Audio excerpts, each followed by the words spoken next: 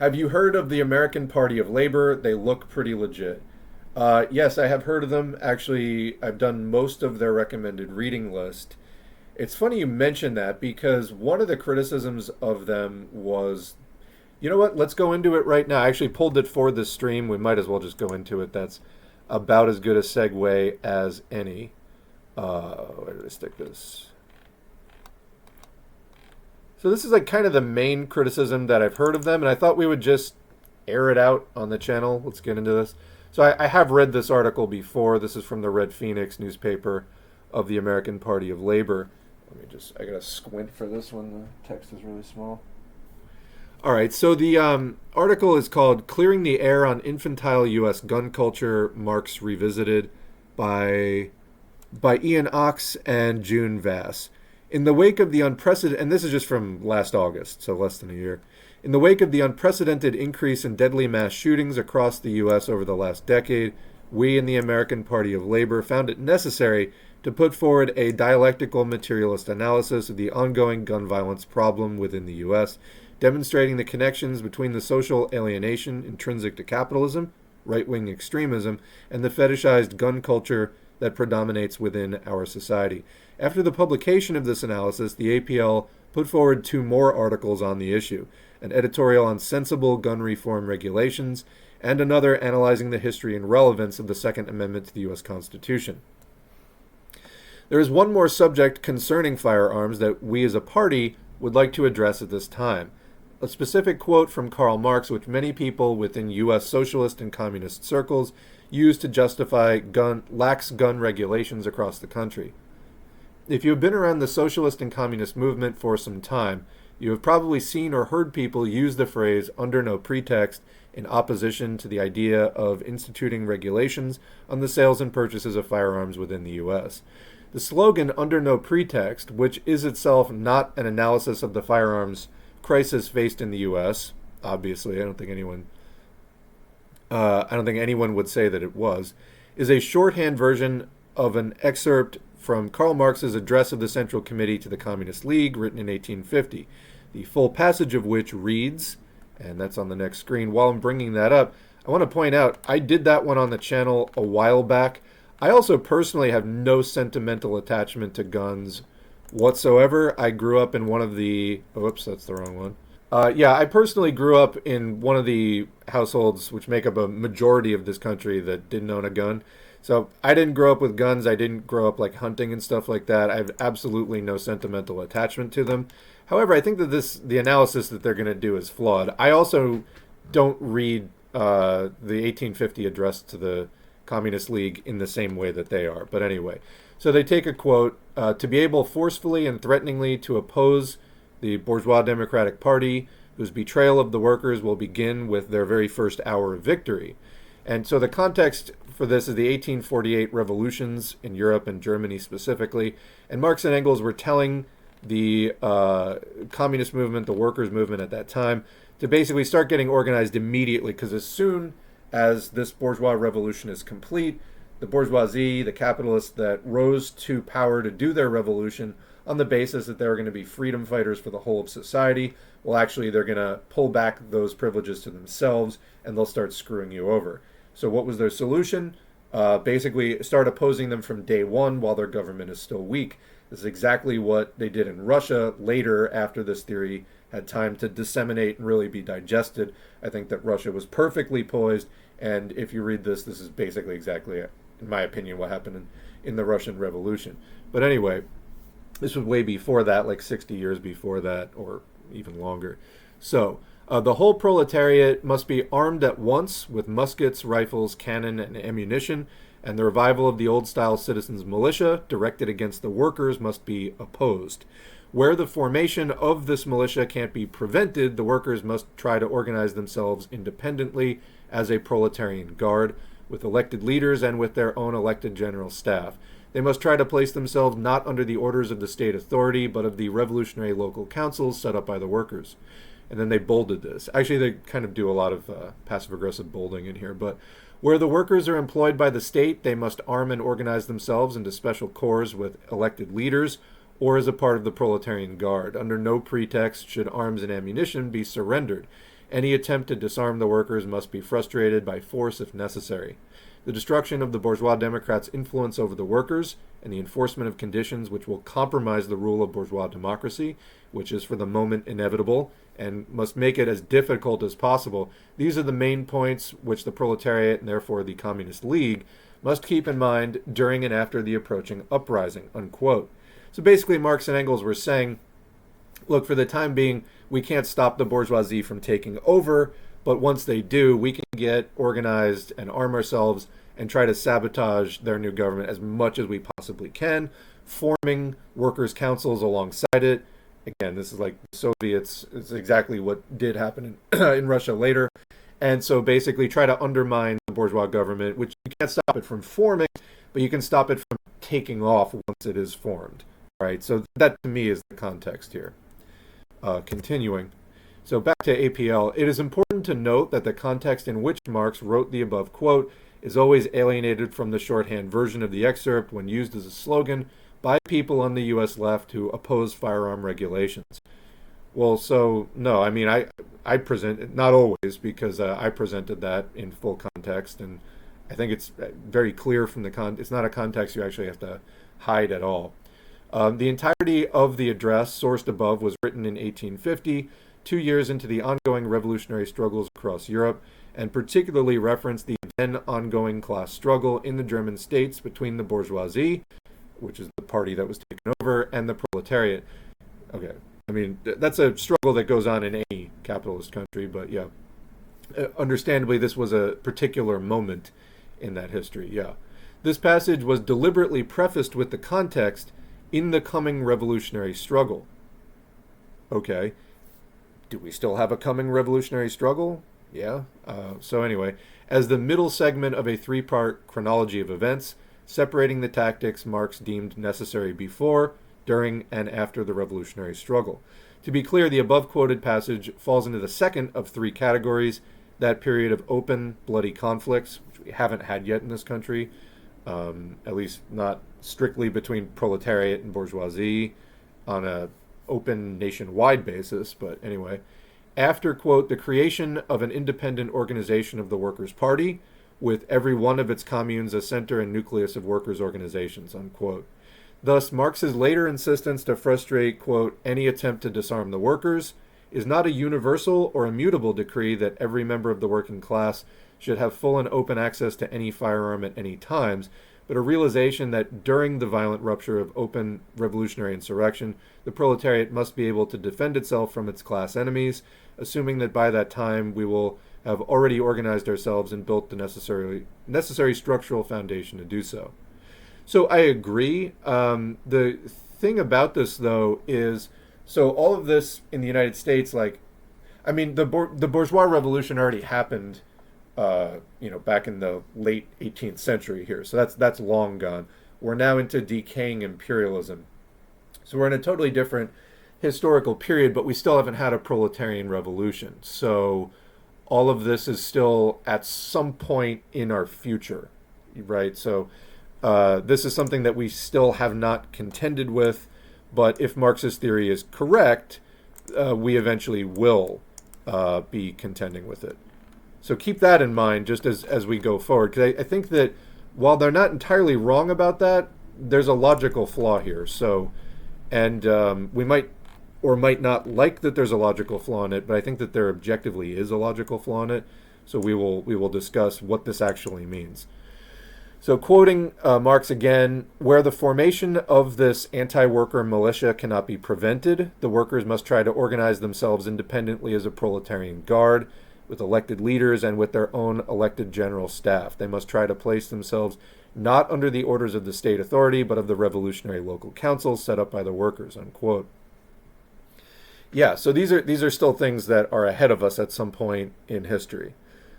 Again, that to me is just sort of the point here. But continuing with the APL, the United States today is suffering from a rampant growth in far-right extremist and neo-fascist politics. This rise in neo-fascist extremism has also sadly led to an increase in the instances of right-wing violence within the U.S. Sadly, maybe, but also predictably. Between the years 2016 and 2017, right-wing extremist attacks nearly quadrupled, And in 2018, the national average of violent right-wing extremist attacks jumped to 31 instances per year. As was stated in the article published in the Red Phoenix on May 13, 2023, titled "The Continued Danger and Tragedy of America's Gun Violence," research shows that firearms are used by such extremists because they are, quote, simple to acquire and easy to use. Yeah. I think you also, though, there's more to this article. I think you also have to ask the question, why is the fascist violence increasing? Again, I would understand the fascist violence and the rise of these kind of paramilitary right-wing organizations generally as fulfilling a role for the capitalist class of defending capitalism at a time of crisis. Post-2008, where people are openly questioning capitalism again, which is not a thing that was really happening much before. We're heading into probably another major crisis. Why is the right wing so emboldened? And, you know, of course, this is like they say, cops and Klan go hand in hand. There's sort of only the vaguest of boundaries between the vigilantes and the cops. There's tons of overlap, actually, because they're doing the same basic job of policing and repressing the workers. So, let's keep that context in mind as well. All right, it is worth noting here that most violent attacks committed by these right-wing fanatics are overwhelmingly aimed at oppressing minorities, such as Black Americans, Latinos, and various Asian communities, as well as women, LGBTQIA plus people, and people with disabilities. It is also important to note that these populations who are most victimized by firearms also tend to be the most numerous proponents of increased regulations. They're also, well, anyway, let's continue. According to recent data from the Pew Research Center, Black adults who die from firearm violence at 2.4 times the rate of their white counterparts show the highest support for stricter laws at 77%, followed by Asian adults, 74%, and Hispanic adults, 68%, compared to 58% of Americans overall. As of 2023, gun violence has become a more frequent household fear, with 51% of Americans surveyed saying that they, quote, worry that their loved ones could be victims of gun violence. Overwhelmingly, the majority of the U.S. working class wants to see change and reform to the inadequate system of gun regulations that enable this targeted violence to occur on such a scale. I'm just going to lodge in here as well, just note that also a majority of people don't necessarily see an end to capitalism. So they think they have to live with the system forever. And so, you know, these are the changes to it that they'd like to see. So let's also just include that limitation on that perspective as well. Continuing here. The APL holds that it is necessary to support stronger gun regulations within the United States at this time, especially relating to semi-automatic firearms, legally referred to as assault rifles, and large magazines, including more thorough background checks and longer waiting periods for gun purchases. We in the U.S. are not in an active insurrectionist situation like the one Marx referenced when he used that often abstracted phrase under no pretext, and as research shows, right-wing extremists empowered by the intentional inaction of petty bourgeois legislators. I mean, it's not just intentional inaction. They're going out with a purpose that they know is very clear. We're living through the rise of fascism, and they're coming for your capitalism and all this kind of stuff. So it's not just inaction. Anyway, are using the careless gun regulations within the U.S. to inflict their violent and reactionary views on the oppressed and exploited. So, I mean, I'm not sure that I totally agree with that analysis either. There may be other reasons for why that legislation is there, but I mean, there's, I think, a broader historical context for the kinds of groups that lobby for the way that the gun laws are. Anyway, Marx writes, quote, as in the past, so in the coming struggle also, the petty bourgeoisie, to a man, will hesitate as long as possible and remain fearful, irresolute, and inactive. But when victory is certain, it will claim it for itself, and will call upon the workers to behave in an orderly fashion, to return to work, and to prevent so-called excesses, and it will try to exclude the proletariat from the fruits of victory. It does not lie within the power of the workers to prevent the petty bourgeois democrats from doing this, but it does lie within their power to make it as difficult as possible for the petty bourgeoisie to use its power against the armed proletariat and to dictate such conditions to them that the rule of the bourgeois democrats from the very first will carry within it the seeds of its own destruction, and its subsequent displacement by the proletariat will be made considerably easier, unquote. So, I mean, my comment would be this was Marx's analysis of that particular situation, that at that time they could not stop the bourgeois Democrats from rising to power, but, this was what was practical for them at that time. Was that the sole basis, though, of why he was saying the under no pretext thing, and so on? Is sort of another question that I'm not sure is entirely. It seems like people getting arguing over a quote and providing more context, but still not complete context. So, supporting stronger regulations on firearms within the U.S. at this time. And I want to point out this is the second time that "at this time" is bolded. That's part of the logical error that, when we're done, I'll get to, but is a twofold line. It, one, acts as a way to hamper the growing violent neo-fascist threat from arming itself even further, forcing those reactionary elements to bend to the will of the working class. Not really so sure about that. And by extent of hampering the fascists by any degree. Two, acts as a way to preserve and protect the lives of the multi-ethnic and multinational American working class. I think, honestly, this is part of a systemic crisis that kind of reforms, to me, seems like a drop in the bucket, but okay. Opposition to strengthening regulations and restrictions concerning the sale of firearms has the potential to dangerously harm the working class within the U.S. and thus impede our organizing efforts to prepare for the real overthrow of capital. Okay, how will you do that? I mean, do you think firearms will be involved in that? I'm genuinely asking. In 2022 alone, 21 of the 25 extremist-related murders were committed by white supremacists.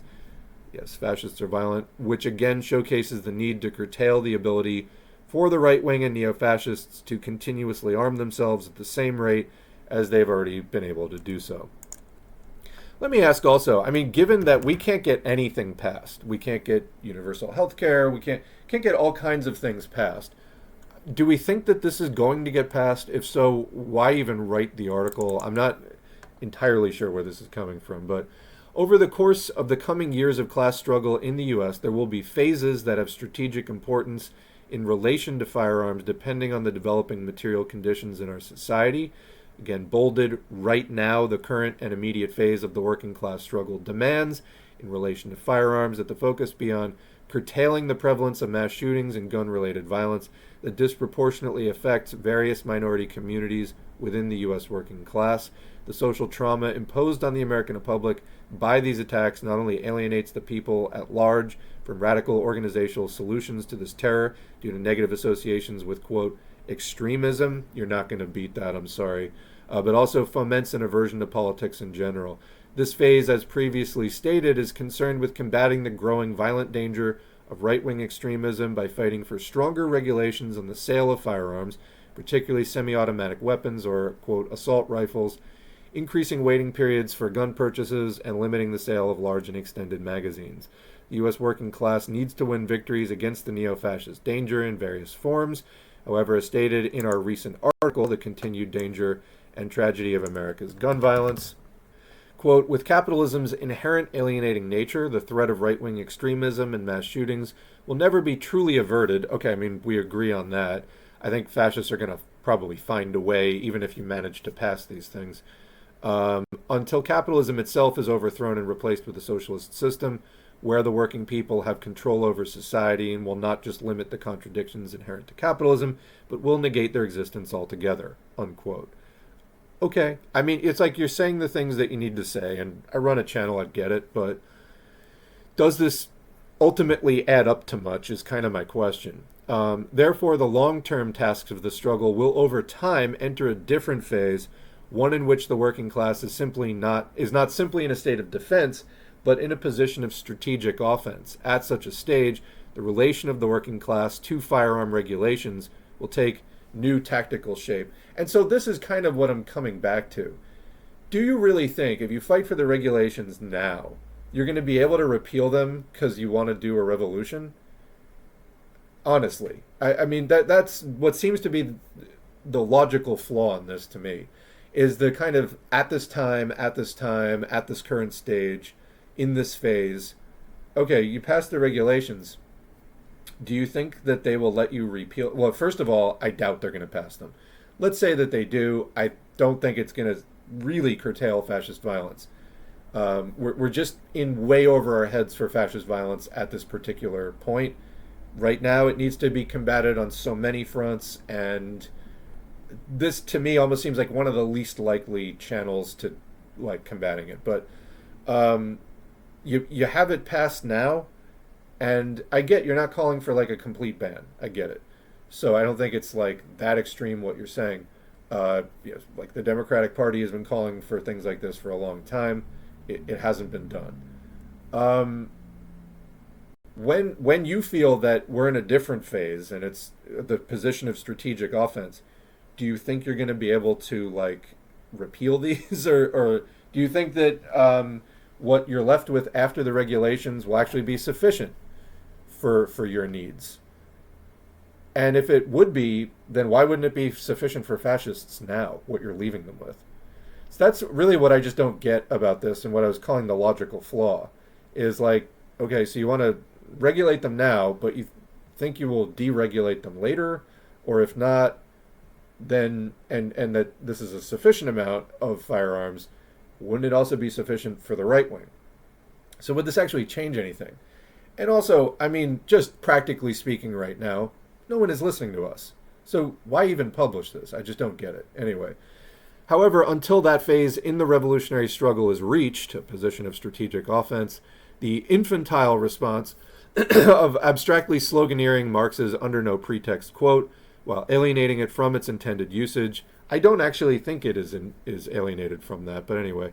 All while facing the growing threat of gun violence that undoubtedly affects the safety of the U.S. working class, is a non-dialectical approach to the currently existing material conditions and social relations. I mean, we're using all the buzzwords. Good vocabulary usage in here, but I still don't think the point is that strong. Within U.S. capitalist society, and has no place within the current tactics of a principled Marxist-Leninist movement. I mean, and it's true also that is that the end? Yeah, that's the end of that article. Actually, it goes on. So there's a second one on the sensible regulation of firearms, which I get. This goes into more specifics. Like I said, I have no sentimentality attached to this. I'm just not sure that like. It seems to me like this article is just going to piss off the communists while trying to appeal to people who aren't listening in the first place, and isn't really in line with sort of. It seems to me to kind of contradict itself. All right, so we'll call it there. Actually, we can pick this up later if anybody wants to talk about it more. And yeah, they do look pretty legit. And like I said, I hope I don't come across as being unfair or overly harsh. That, as far as I know, is what most people have taken issue with as far as the APL. That's what I mean. I've had people tell me that directly. I didn't go fishing for that. I was actually asking other people about what do you think about the American Party of Labor, and they were referencing that to me. And yeah, I mean, again, I hope I don't come across as being unfair or overly harsh in that criticism. I just kind of don't agree, and but I mean, that said, that's the one thing that I've actually heard people saying negatively about them. And so don't let that taint your entire perspective on it. Go read the rest of their stuff, see what you think. So yeah.